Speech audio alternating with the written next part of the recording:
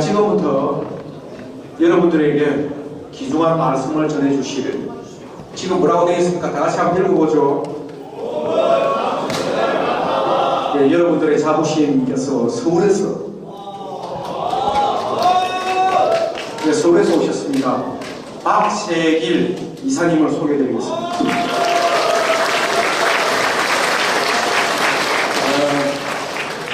보기 좋았네요. 어떻게 이렇게 다들 잘생겼는지 모르겠습니다. 자, 제가 고등학생 앞에서 강의를 하는 게 이번 세 번째예요. 세 번째인데 첫 번째하고 두 번째는 여고에서 했어요. 저기 서울의 성심여고, 그 다음에 풍문여고라고 하는 곳이 있는데 거기서 제가 강의를 했는데 진땀을 뺐습니다. 근데 오늘 제 모교에서 우리 후배 학생들 앞에서 강의를 하는데 너무 긴장이 돼서 식은땀을 흘리지 않을까 걱정이 돼요. 여러분 마음 편하게 이야기를 진행하라는 의미에서 격려의 박수 한번 부탁드리겠습니다.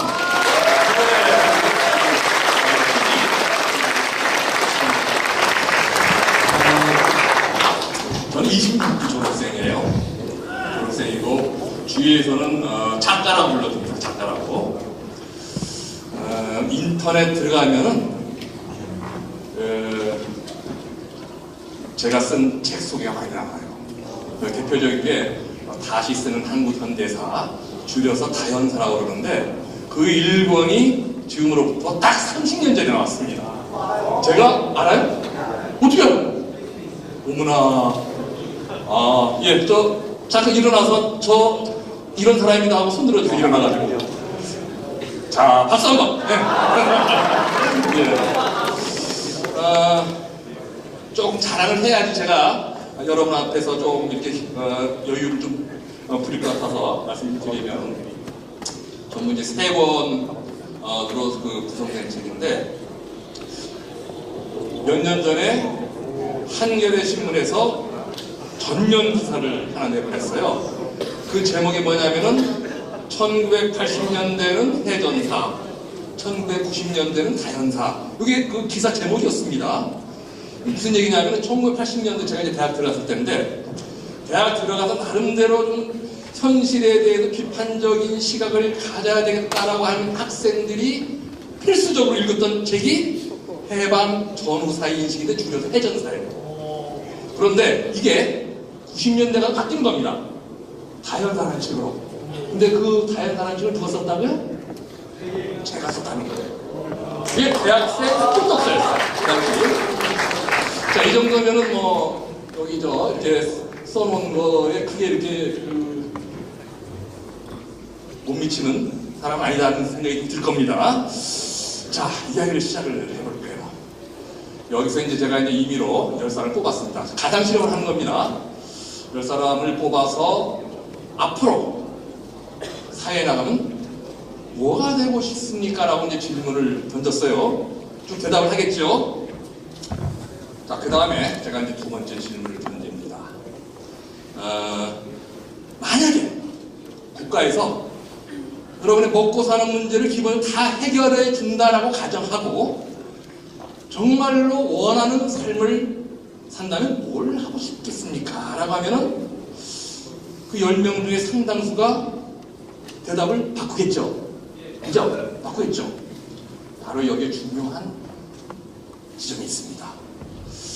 이 자리에 계신 우리 본고등학교 학생분들은 어떤 미래를 꿈꾸고 계신지 제가 일일이 다 확인은 안 해봤습니다만은, 요즘 대학 나가서 사회에 진출할 때 제일 많이 놓고 하는 곳이 어디입니까? 대기업, 그 다음에 공무원이죠.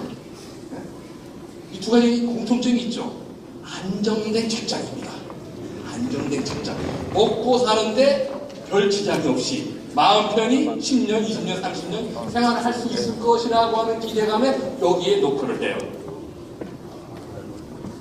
근데 여러분, 평생 똑같은 일만 하다가 30년, 40, 50년 산다고 하면은 기분 좋나요? 아니면 깝깝하나요?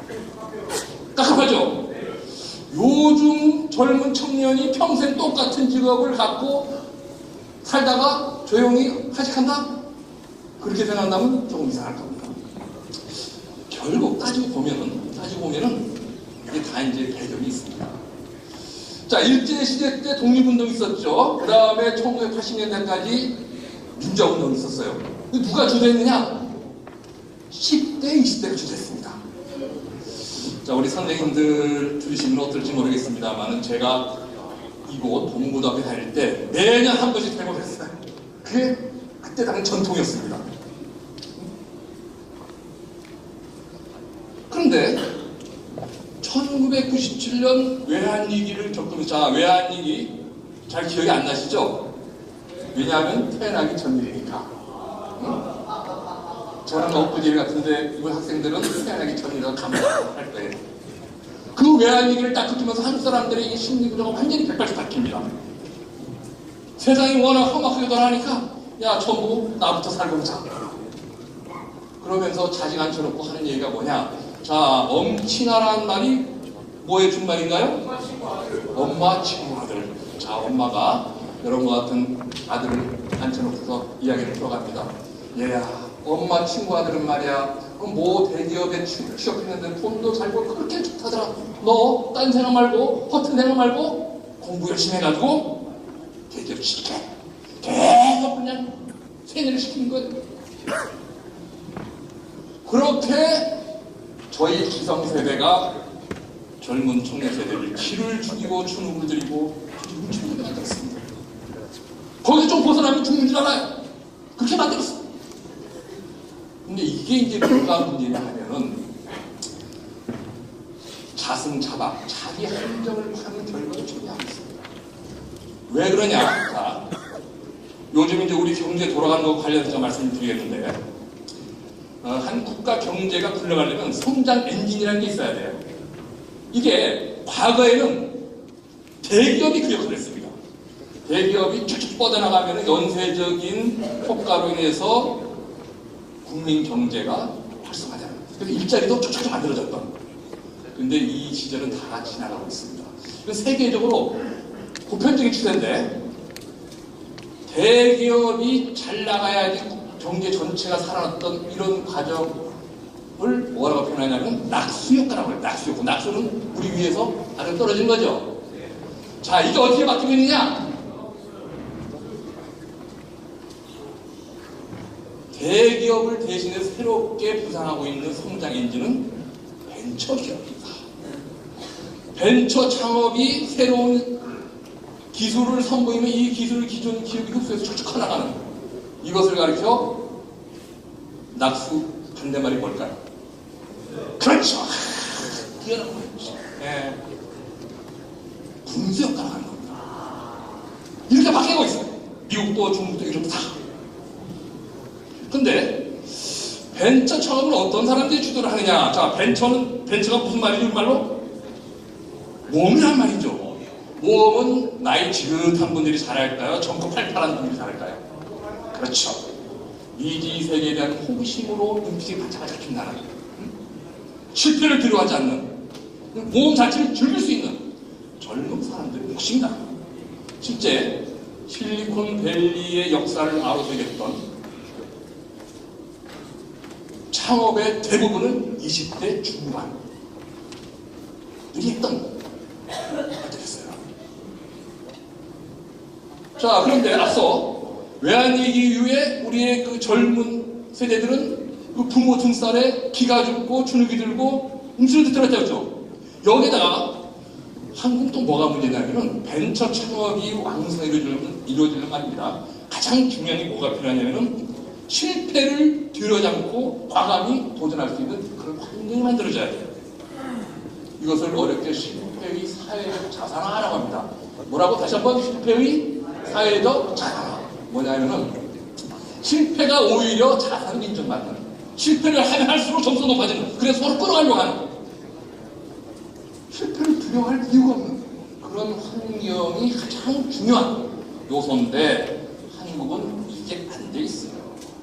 한마디로 실패를 용납하는, 실패하면 완전히 낙인 찍혀서 평생 길을 못 펴고 살아야 돼.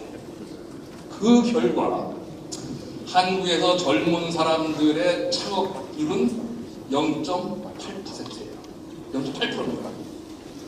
자, 옆에 있는 중국 하면 많은 사람들이 저 뒤에서 한국을 향해 허겁지겁 쫓아오는 그런 후진 나라로 생각을 하는데 요즘 대부분이 다 중국에서 하고 있어요. 중국의 젊은이들 창업 비율은 8%입니다. 딱 10배죠. 여기는 0.8%, 저기는 8%. 근데 거기 인구가 엄청 많잖아. 중국 하면 첫 번째 떠오르는 게 뭡니까? 그 어마어마한 인구. 중국 애들이 이런 농담을 한다고 해요. 우리는 절대 미국 두려워하지 않아. 왜? 미국이 우리한테 해보자면 중국 사람이 동시에 땅 고르기를 시도하면 그 충격을 지구가 궤도에서 이태가 날아갈 것이다. 그리고 맞은편에 있는 미국은 다 동쪽으로 되살다. 이게 중국 사람이 하는 게 뻥인데 그 엄청난 인구를 대입하면 정확히 200배 차이가 납니다.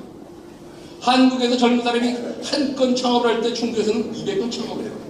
그 과정에 온갖 새로운 기술이 나옵니다. 그 기술을 기업들이 흡수해가지고 자칫 커나가는 거예요. 이게 오늘날 중국이에요. 자, 앞서 전 세계적으로 성장 엔진이 대기업에서 벤처기업으로, 낙수효과에서 뭘로? 분수효과로 바뀌어가고 있는 추세라고 했죠. 그런데 한국은 여기서 빌빌거리고 있는 겁니다. 그러다 보니까 구형 엔진은 고장이 났어. 신형 엔진은 아직 장착이 안 돼. 그럼 경제 굴러가겠어요? 경제가 제대로 안 굴러가면 일자리가 만들어지겠습니까? 안 만들어지죠. 그래가지고 대학 나와도 취직이 안 돼. 청년 실업 문제가 심각해지고 있는 겁니다. 부모들은 자꾸 나부터 살고 오자면서 안정 위주로 계속 오락하는데 그게 전체 경제의 활력을 떨어뜨리면서 오히려 일자리 문제를 더더욱 악화시키거든요. 악순환 고리가 만들어지고 있다는 겁니다. 바뀌어야 되겠죠? 사회적 분위기가, 사람들의 사고방식이 다 바뀌어야 됩니다. 이것은 우리 각자로 돌아왔을 때, 자, 적당히 그냥 밥새끼나 해결하고 살까? 아니면 나름대로 한번 태어나면 뭐 멋지게 혼나게 살다 갈까? 여러분은 전자입니까? 부자입니까? 부자 쪽에다 욕심이 가겠죠? 성공을 해도 한 폼날 크게 성공을 하고 싶은 욕심들이 다들 가슴 속에 있을 겁니다. 그렇다면 지금부터 제가 하는 얘기를 잘 들어주세요. 세계적으로 볼 때 진정으로 큰 성공을 거둔 사람들에게 공통점이 있습니다. 그게 뭔지는 이제 지금부터 이제 여러분 찾아내야 되는데, 자, 중국에 온라인 상거래 80%를 장악하고 있는 업체가 있죠. 뭐죠? 알리바바. 그죠? 알리바바. 그 알리바바를 만든 사람이 마윈. 착한 삼촌이네. 이 마윈이 참 백자예요. 마윈이라는 사람이 처음에는 영어 강사를 했습니다. 관련해가지고 미국 출장을 갔는데 이때 인터넷이라는 게 막 퍼지기 시작하던 일이에요. 딱 한 장인 겁니다. 앞으로 인터넷이 지배하는 것이다. 그래서 이 인터넷을 가지고 뭔가 사업을 벌려고 해서 시도를 했는데 8번을 실패합니다. 자, 사람이 실패를 하면은 나중에 나는 압박을 해가지고 어떻게든 내가 돈을 벌어서 사람들한테 인정을 받겠다라고 하는 그런 쪽으로 흐르기 마련인데, 이 마이는 사고가 거꾸로 흘러갑니다. 야, 내가 실패하는 거는 한번 쫑스러워서 그런 거다. 너무 돈에 욕심을 부리고 뭔가 그냥 한 번에 한몫 잡으려고 하는 그 쫑스러움이 나를 계속 이런 식으로 몰아갔다라고 보고, 한마디로 문제의식의 출발점을 빨리 바꿔버립니다. 뭘 고민하느냐? 중국에는 수백만 개의 공장이 있다. 이 중국의 공장이 전 세계를 상대로 해서 쉽게 물건을 팔 수 있도록 할 수 있는 방법 찾자. 사업을 8번 실패한 이 마일이라고 하는 별 볼 일 없는 거니 이런 엄청난 고민을 시작합니다. 그리고 중국에는 엄청난 인구가 있죠. 앞서 얘기했던 동시에 땅을 구르면은 지구가 그냥 공동계도 이탈해버리는 정도의 충격을 가할 수 있는 거예요. 그 엄청난 인구의 중국인이 믿고 편안하게 물건을 살 수 있는 환경을 만들자. 그리고 이제 연구를 하는 거예요. 어떻게 하면 될까? 그래서 드디어 차를 찾아냅니다. 만나는 사람마다 입에 거품을 물고 이렇게 하면은 중국에 있는 공장이 전 세계를 대상으로 막 쉽게 물건을 팔 수 있고 중국인 누구나 쉽게 물건을 살 수 있다. 그러던 중에 차이춘신이라고 하는 사람이 스위스의 투자회사에서 고액의 연봉을 받고 편안하게 먹고 살고 있었는데 한 친구가 찾아왔어요. 저 항저우 출신 마인이라고 하는 사람이 있는데 계속 이상한 말만 쏟아놓는데 좀 이 친구 같다. 니가 한번 만나봐. 만났어요. 만났는데 계속 입에 거품을 물고 열정적으로 이렇게 해가지고 우리의 이 상거래 환경을 바꾸자라고 열대를 토하는데 단 한 번도 돈을 벌어보자는 얘기를 하지 않더라는 거예요. 거기에 매료돼가지고 같이 몸을 씻습니다. 그래서 만든 것이 알리바바 구글이에요. 지금은 재산이 수십조 원에 이르고 있죠. 자, 이번에는 미국을 한번 건너가 봅시다. 자, 젊은이들의 꿈의 요람인 실리콘밸리를 아로새긴 드라마가 하나 있어요. 이른바 IT 산지라고 합니다. 그 첫 번째 주자로 떠오른 것은 애플이었죠. 그 다음에 애플 다음에 MS, 마이크로소프트가 등장을 해요. 그리고 그 뒤를 이어서 구글이 등장하는데 그 창업자들은 한결같이 세계 최고의 불운에 가고 있습니다. 어떻게 하면 이들은 그 놀라운 성공 드라마를 쓸 수 있었을까? 여기서 우리가 굉장히 주목해야 될 지점이 발견이 됩니다. 자, 첫 번째 주자가 애플이라고 했죠. 애플은 1978년도에 당시로 세계 최초인 애플프라고 하는 PC를 출시해가지고 대박을 터뜨립니다. 그때 돈을 벌었어요. 근데 여기서 한 가지 의문점이 있는 게 그 당시 미국에는 자금력이나 인재풀, 그 다음에 기술력에서 애플과는 비교가 안 되는 기라성 같은 회사들이 출시했어요. 근데 왜 이들 회사들은 PC를 만들어서 떼돈을 벌 생각을 못했을까? 그리고 엉뚱하게 당시로선 거의 미니기업밖에 안 됐어요. 애플은 어디서 출발했냐면 차고에서 출발했어요. 땡전 한 푼 없이 출발했다는 얘기죠. 그런 미니기업이 PC 시장의 최초의 도전장을 넘어서 떼돈을 벌었어요. 어떻게 된 장면이냐? 당시 주류 사회에서 컴퓨터라 하면 정보 독점을 관리하기 위한 도구였고 그것은 오로지 정부기구와 기업에게만 필요했어요. 개인이 컴퓨터가 필요하다는 생각은 아예 머릿속에 들어와 있지 않았던 겁니다. 애플 창업자들이 기술적 지원을 받기 위해서 기업을 돌아다니면서 우리가 이런 걸 만들려고 하는데 좀 도와주셔야 했더니만 정보들도 뭘 수업해도 아니 개인이 왜 컴퓨터가 필요한데 이 사람들이 정신 나간 사람들 아니야? 하고 완전히 이상한 눈으로 쳐다봤다는 게 당시 분위기였는데 자 그러면은 애플 창업자들은 어떻게 하여 뭐 때문에 이 PC라는 것을 떠올릴 수 있었는가? 당시 애플 창업자들을 지배하고 있었던 히피 문화. 이것은 뒤에 MS, 구글 창업자도 똑같은데 히피 문화를 구성하는 세 가지 축이 있어요. 하나는 생태, 그다음에 평화. 세 번째가 뭐냐면은 정보 보호 사상입니다. 자, 앞서 주류사회는 정보는 독점돼도 그것을 관리하는 도구로서 컴퓨터라고 생각했다고 그랬죠? 근데 이 사람들은 정반대 생각을 한 거예요. 정보는 만인이 공유를 해야 된다. 한마디로 주류사회 정반대편에 서서 생각을 하고 있었던 거예요. 정보 공유를 위한 도구로서 PC를 뚫렸고 그걸 만들어내서 대박을 터뜨렸던 겁니다. 자, 두 번째 주자가 마이크로소프트사라고 했는데 그 창업자는 누구죠? 빌 게이츠죠. 이 사람은 가만히 앉아서 뭐만 상상을 했냐면 PC잖아요. 개인용 컴퓨터는 모든 걸 다 해결하는 거예요. 모든 정보를 다 처리할 수 있는 그런 방법이 없을까? 그래서 만들어낸 게 누가 어떤 회사에서 만든 프로그램들이 다 구동 가능한 완전 개방형 운영체제를 만들었던 겁니다. 맞죠? 한국도 다 되잖아. 다 되잖아. 그래서 누구나 자유롭게 PC가 하나만 가지고 있으면 필요한 정보를 얻고 가공하고 터뜨릴 수 있는 그런 환경을 만들자 해서 딱 만들었더니 누구나 다 에비스를 썼잖아요. 전 세계가. 그래가지고 대박을 쳤습니다. 자, 세 번째는 어디라고 그랬어요? 구글이라고 했죠. 자, 구글을 만든 사람은 레리 페이지, 세르게이 브린이라고 1972년생. 여러분한테 나이가 많아진 거니까 제 입장에 한참 새하게 어린애들이 만들었어요. 원래 이 두 사람은 스탠포드 대학원에서 공부를 하는 학생이었는데 대학원 재학 중에 초고속 검색 엔진 프로그램을 만들었던 거예요. 그런데 이 사람 학생이잖아요. 야, 우리는 공부를 해야지. 딴 데 신경 쓸 테냐 해서 이렇게 이왕 만든 거 이거 좀 아까우니까 어디 갖다 팔자. 이게 돌아다니면서 100만 달러에 이걸 사시오 하고 계속 요청을 했는데 아무도 안 샀어요. 구글 창업에 미천이었던 이 검색 엔진을 아무도 거짓도 없지 않아요. 왜? 너무 빨라가지고 광고를 할 시간이 없다니까.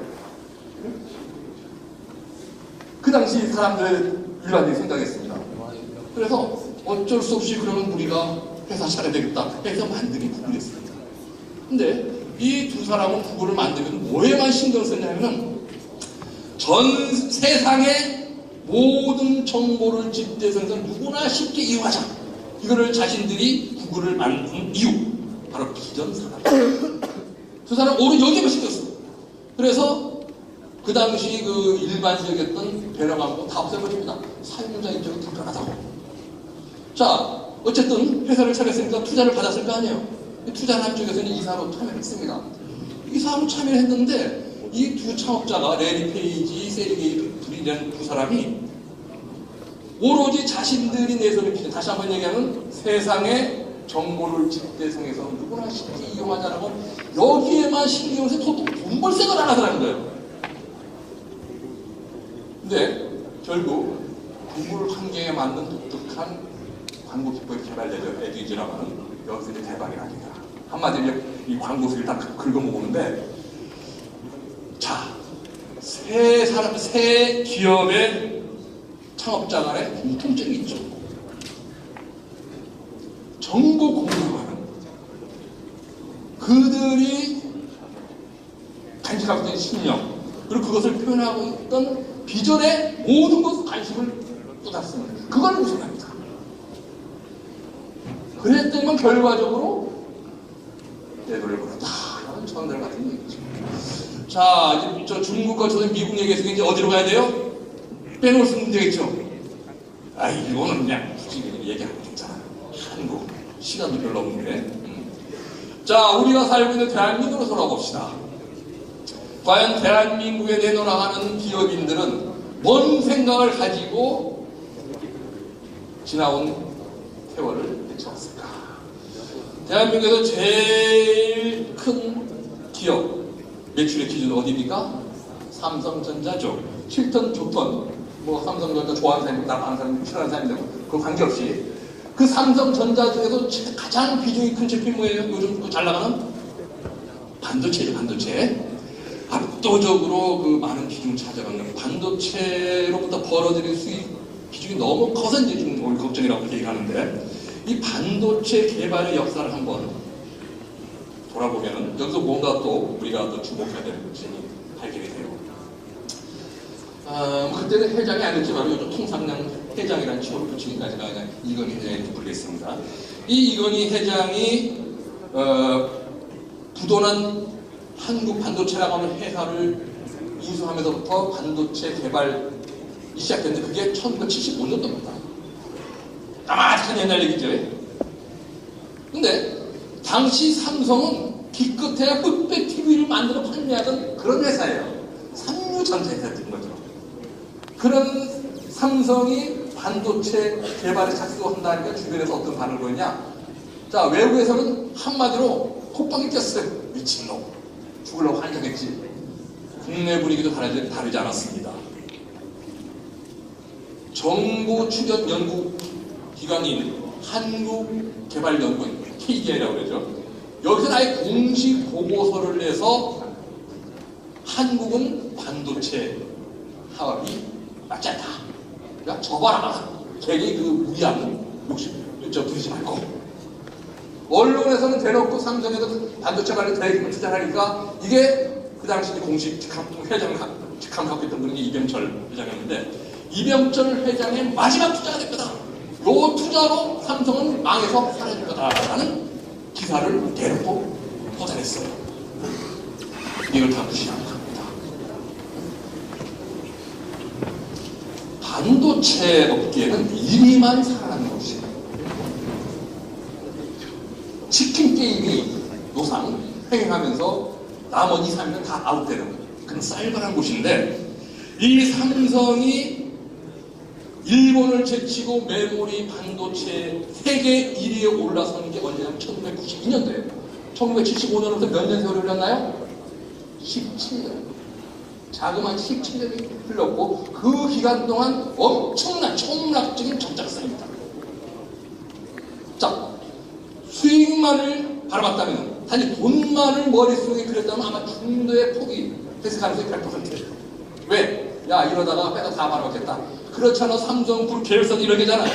여기서 벌어들이는 전부 다 이 반도체 꿀밖에 있는 중이거든요. 근데 시간이 흘러도 돈이 안 나와. 당연히 그만두자고 했겠죠. 근데 그만두지 못해. 왜? 도대체 어떤 요인이 무엇이 이 반도체 개발 주역들을 지배하기에 그들의 머릿속으로 지배하고 있기에 포기하지 못하고 있을까? 자, 지금 자리에 계신 학생분들의 경우는 조금 이해가 안 되는 얘기일 수 있어요. 왜? 저희 세대하고 어머니 산업 역사가 다르기 때문에. 일본하고 어떤 관계인가요? 특별히 뭐 나쁜 건 그래서 안 쳐줘. 저희 집에 한쪽 벽면에 책장이 있는데 그 책장 가득 채우는 일본 만화책. 저희 딸내미가 일본 만화책 너무 열심히 보다 왔는데 일본 말을 해. 그래서 지금도 일본 간다고 준비하고 있는데 저희 세대는 일본 하면 이를 갈던 세대입니다. 과거 식민 지배를 경험했잖아요. 아주 치욕적인 그 기억이 살아있는 세대예요. 뿐만 아니라 1960년대 이후에 경제 개발에 착수를 하면서 주로 일본의 자본과 기술을 끌어다가 기업을 세우고 키워나갔습니다. 그 과정에서 엄청난 모욕을 겪습니다. 일본 사람들이 한국을 아예 대놓고 그냥 밟아보겠어요. 거의 발끝에 때려도 안 얘기했던 니들 주제 뭐라도 까부리나 대놓고 한마디로 비웃었던. 그러다 보니까 대한민국의 기업인들 가슴에 너무 한이 맺혀요. 두고 보자. 우리가 반드시 일본을 넘어서 갈 것이다. 삼성 반도체 개발 기업도 마찬가지입니다. 자, 황창규, 진대재, 권원희 세 사람이 이제 그 반도체 개발 상임방이라고 얘기하는데 황창규 박사는 미국의 레노라는 그 명문대학인 스탠포드 대학에서 수석 연구원으로 재직 중이었던 분이에요. 그 양반을 아까 내가 얘기한 이건희 회장이 찾아가서 쏙닥쏙닥 합니다. 그러더니 네 좋습니다 해봅시다 하고 한국으로 넘어와요. 기자들 몰려갔습니다. 아니 스탠포드 대학의 수석 연구원이었던 양반이 도무지 가능성이 없어 보이는 삼성 반도체 개발에 합류했다? 정신이 약간 이상한 얘기가 아니냐? 그래서 물어봤어요. 그런데 당신 무슨 생각 가지고 여기 합류를 했느냐? 황창규 박사가 뭐라고 대답을 했냐면 일본을 한번 이겨보고 싶어서. 전부 그 1년 가지고 죽을 둥 살 둥해서 이제 개발을 몰고 하는데 만약에 여기서 포기하면은 제가 그냥 흔히 하는 말 쓸게요. 쪽팔려서 어디 얼굴 두고 다닐 수 없다. 그 생각 하나 가지고 이를 악물고 밀어붙이고 밀어붙여가지고 마침내 1990년도에 일본을 제치고 1위에 올라섰던 거예요. 자, 1990년대 초로 한번 돌아가 봅시다. 여러분이 이제 막 아장아장 할 텐데 그 당시는 일본의 전자업체, 조선업체가 전 세계 시장을 쥐락펴락했던 시절이에요. 소니, 파나소닉 하면은 한마디 지존이라 지존. 세계 전자업계 지존. 감히 이렇게 쳐다보기도 어려웠던. 그러던 시절에 한국의 전자업체, 조선업체가 일본을 제치고 세계 1위에 등극할 것이다 라고 상상을 했던 사람이 과연 있었을까요? 당연히 없었겠죠. 그런데 그 상상도 못했던 일이 현실화된 겁니다. 엄청난 일이 벌어진 거죠. 2000년대 초에 삼성, LG 등 한국의 전자업체가 일본을 제쳐요. 전자업 일본을 제칩니다. 그리고 50년 동안 난공불락의 철옹성을 구축했던 일본의 조선업체를 제쳐요. 한때 수주량 1위에서 7위까지 전부 한국의 조선소 업체들이었어요. 사회적 분위기가 다 바뀝니다. 아직 그 일본쯤이야. 이런 이제 자신감이 사람들 가슴에 팽배해요. 그리고 외국 기자들이 한국 오면은 고개를 갸우뚱갸우뚱합니다. 전 세계 어디를 다녀봐도 한국처럼 일본을 우습게하는 나라는 없는 것 같다. 이때 상징적인 사건이 하나 터지죠. 2002년도 한일 월드컵. 원래 말입니다. 일본은 단독으로 월드컵 개최를 위해서 발로 뛰고 있었고 거의 뭐 확정 단계까지 갔어요. 근데 뒤늦게 한국이 뛰어든 거예요. 그러면서 일본 표를 막 몰아와. 생각을 해보세요. 일본은 세계 2위 경제 대국입니다. 아니 경기장 수가 부족해서 내지는 자금이 부족해서 한국과 공동 개최를 했겠어요? 말도 안 되는 일이 벌어진 겁니다. 그냥 있다가는 공이 한국으로 넘어갈 것 같아서 어쩔 수 없이 일본어도 정말 치욕적인 아주 자존심이 많이 망가지는 그런 일임에도 불구하고 한일 공동 개최를 승리합니다. 자, 2002년도 거리에서 이른바 붉은 악마 응원이 전 세계 시선을 사로잡는데 사실 저희 세대는 1980년대 가면 대한민국과 함께 코로나를 했습니다. 경제적으로 지질이 못 사는 나라일 뿐만 아니라 완전히 정충 재판이에요. 근데 이때 2000년 이때 일본을 제친 그 쾌감 하나로 자랑스러운 대한민국을 외치기 시작해요. 여기서부터 이제 문제가 발생합니다. 뭘까요? 일본을 제쳐서 목표 달성했잖아. 사람의 목표 달성은 어떻게 돼요? 그렇죠. 긴장이 풀리면서 회의해지죠. 그 다음 목표가 설정됐어야 되는데 그건 없었던 거예요. 준비가 없었어요. 이게 앞서 얘기했던 성장 엔진의 교체. 다시 한번 낙수 효과에서 분수 효과로 바뀌어야 되는데 그 교체 시기와 방금 얘기했던 일본을 넘어서자라고 하는 그 목표가 달성되는 순간 그 다음 목표가 눈에 보이지 않는 딱 시기적 반전입니다. 그때부터 한국 경제는 빌빌거리기 시작을 했다는 거예요. 그게 오늘날까지 좀 이어지고 있는 겁니다. 자, 뭔가를 이제 교체를 해야 돼요. 그런데 이 나이 드신 양반들은 기성의 것에 너무 이렇게 집착을 해요. 자기가 익숙한 것에.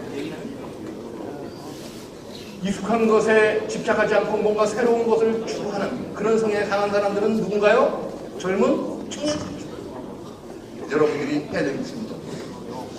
자, 그러면은 이런 질문을 하실 수 있습니다. 앞서 여러 사례를 들면서 가치 중심의 사고를 해라. 그래야지 세속적인 성공도 쉽게 보장이 된다라고 얘기했는데 그럼 앞으로 어떤 가치를 중심으로 세상을 살아가야 됩니까? 간단하게 말씀드리겠습니다. 요즘 4차 산업혁명 얘기 많이 나와요. 4차 산업혁명 얘기 많이 좀 들어보셨을 텐데 정확히는 3차 산업혁명이 맞습니다. 3차 산업혁명 2기 정도 이렇게 보는 게 맞는데 아무튼 4차 산업혁명이라는 표현을 많이 쓰고 있어요. 그럼 2차 산업혁명과 3차 산업혁명의 결정적인 차이는 뭐냐? 모든 제품에는 가치가 들어있죠. 그 가치가 나온 원천이 달라요. 자, 간단하게 2차 산업혁명은 노동력, 3차 산업혁명은 지식과 감성, 상상력으로 구성되는 창조력입니다. 자, 뭐라고? 자, 2차 산업혁명은 2차 산업혁명은 노동력, 3차 산업혁명은 창조력. 뭐가 둘 사이를 갈라놓느냐? 본질적인 차이가 뭐냐? 노동력은 우리가 경험적으로 확인할 수 있듯이 기계에서 끊임없이 대체해 왔습니다. 근데 창조력은 원칙적으로 기계에 의해서 대체 불가능한 사람에게만 고유한 것입니다.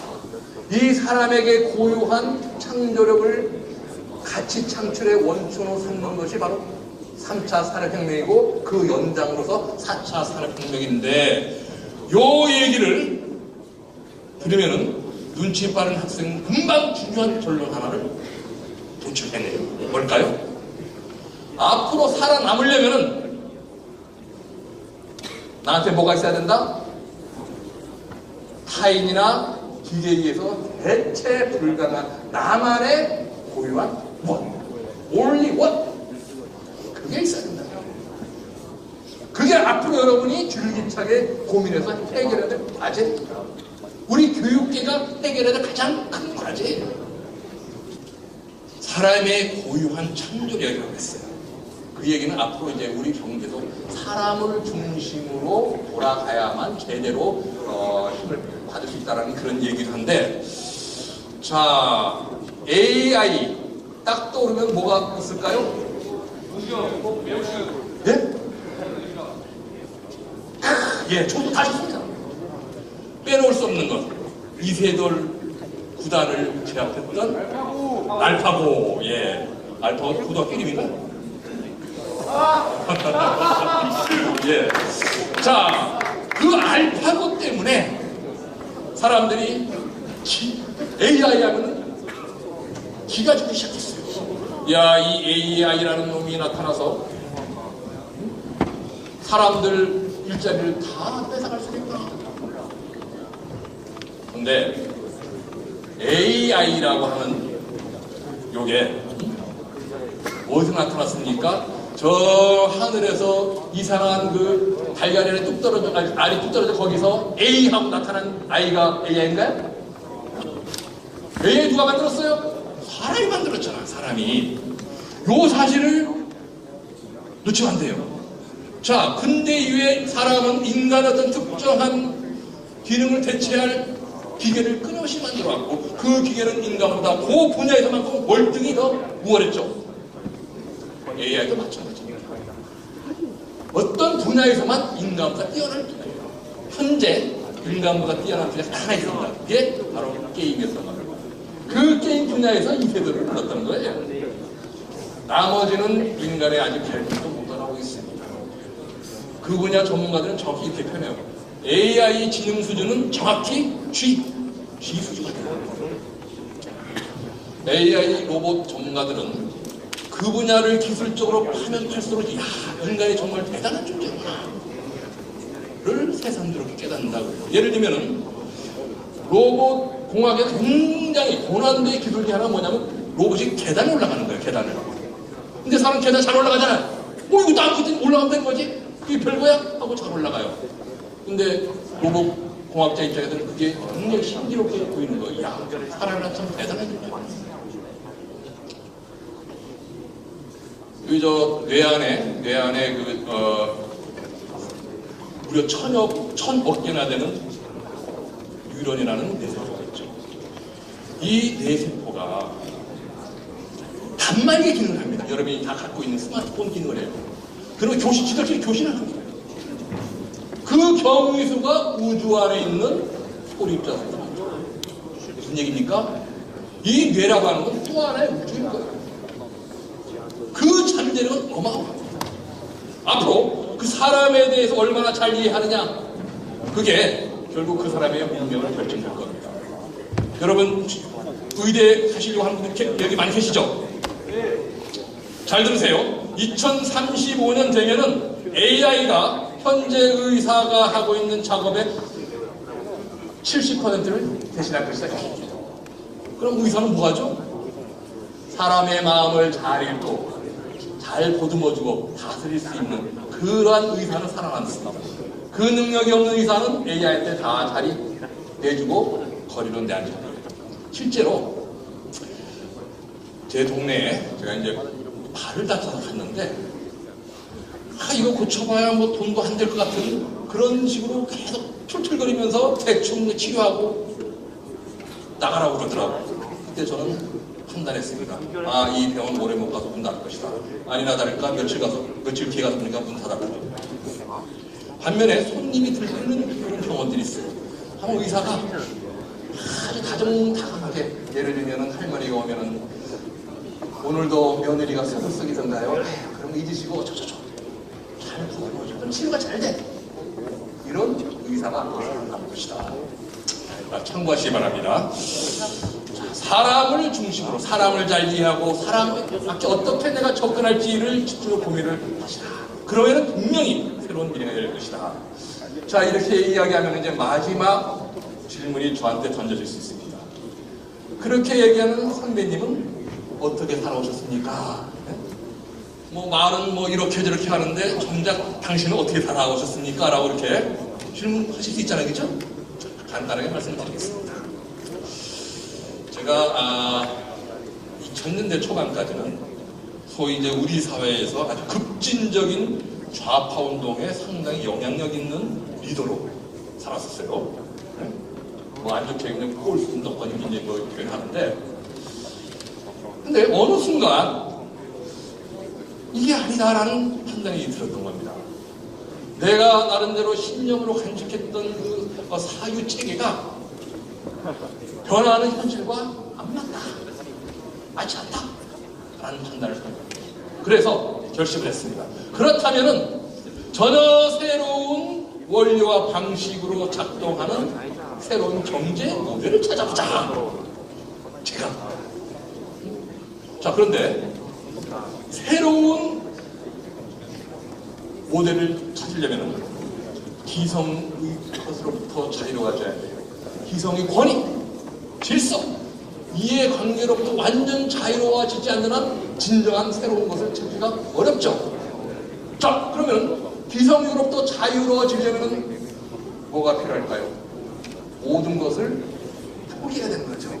포기하지 않고 자유로워질 수가 없잖아요. 저는 그 결심을 했습니다. 그동안 이렇게 놓은 거 다 내려놓고 모든 관계 다 끊고 강원도 취약산을 들었어요. 그때부터 본격적인 새로운 탐구를 시작했는데, 그러한 저희 선택에 대해서 주위에서는 어떤 반응을 보였을 것 같습니까?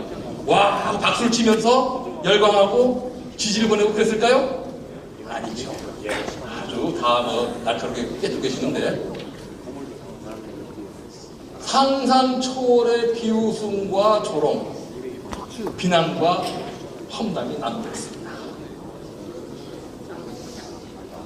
그럼에도 불구하고 저는 쭉 갔어요. 쉽게 얘기하면 알을 깨고 나온 거예요. 자, 똑같은 계란이라도 안에서 깨고 나오면 뭐가 돼요? 병아리가 되죠. 밖에서 깨면은 그렇지, 후회가 되는 거죠.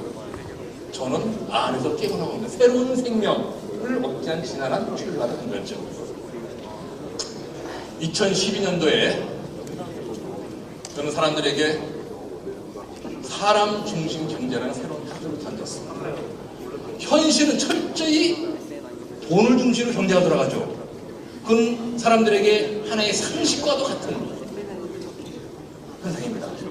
거기에 정반대되는 돈이 아니라 사람을 중심으로 돌아가는 새로운 경제를 한번 우리가 떠올려보자 라고 얘기를 했더니만 반응이 어땠을까요? 아니, 그 고상한 도덕률을 가지고 이 험한 세상이 바뀌겠습니까? 생뚱맞다는 반응을.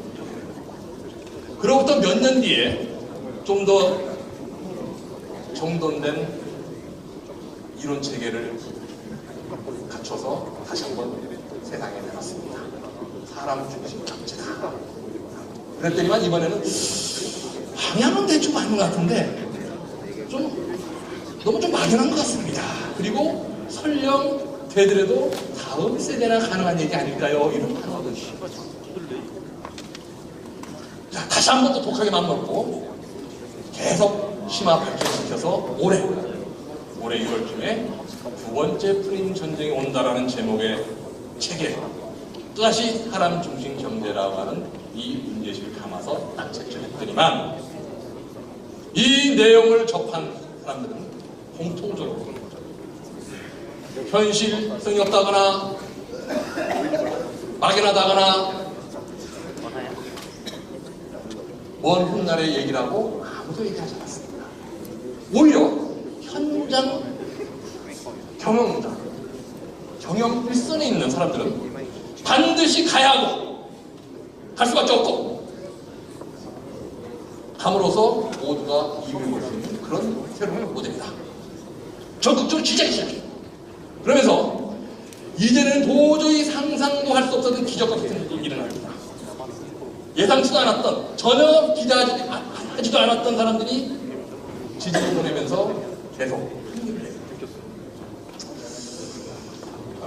제가 존경하는 그 군사님 중에 3학년 때 담임선생님이셨는데 이청호 선생님이라고 계세요. 이분이 이제 언젠가 카톡으로 남자도 무릇 수다를 떨어야 하느니라 이렇게 이제 저한테 전달해 주셨어요. 저는 이 말이 꽉 박혔습니다. 해서 친구들하고 한 달에 한 번씩 산행을 하는데 제안했어요. 얘들아, 이 수다를 떨어야 된다. 그러니까 우리가 종교를 하나 만들자. 아, 좋다 해가지고 만든 종교가 수다교입니다. 수다교. 신도가 전부 3명이에요. 제가 교주입니다. 저 이제 관악산을 이제 오르는데 처음에 오를 때부터 내려갈 때 계속 수다를 떠는 거예요. 근데 최근에 이 친구들이 야, 박세길이 이거 진짜 교주가 되는 거 아니냐?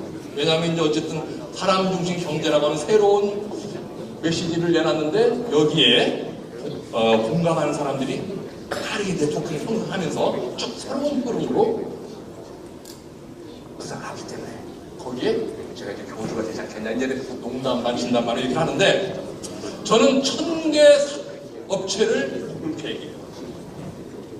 그리고 그런 1000개 사업장의 사람 중심 경영을 구현하고 이를 통해서 우리 전체 경제를 사람 중심 경제라고 하는 이런 방향으로 만들어갈 계획을 갖고 있습니다. 이미 많은 사람들이 적극적으로 지지하고 여기에 참여하고 있습니다. 그래서 저는 자신감 갖고 여러분한테 얘기합니다. 안 그러면 제가 아마 1년 뒤였다가 나는 굉장히 구체적인 명확한 근거를 가지고 얘기를 하게 될 텐데 아쉽게도 이제 막 문턱을 넘어서고 있는 그런 단계입니다. 저희 어머님이 이 이야기를 듣고 그게 좀 돈이 되냐라고 이렇게 묻겠습니다만은 돈과 권력과 명예는 저절로 따라오게 있습니다. 이러기를 10년 걸렸습니다. 저는 그 발걸음마다 뭐가 이렇게 안 풀리느냐 매번 툴툴거렸는데 지금 와서 생각해보니까 10년은 기본이에요.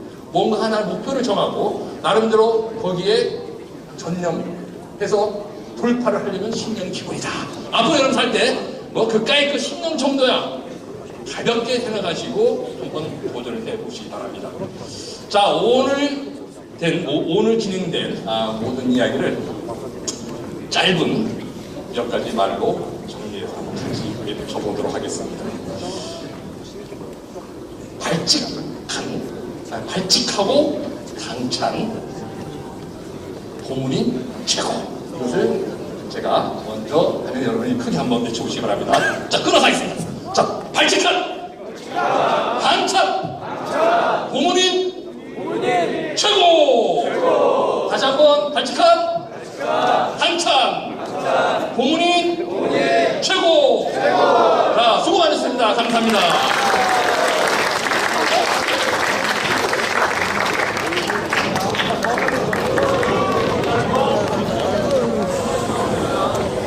참되어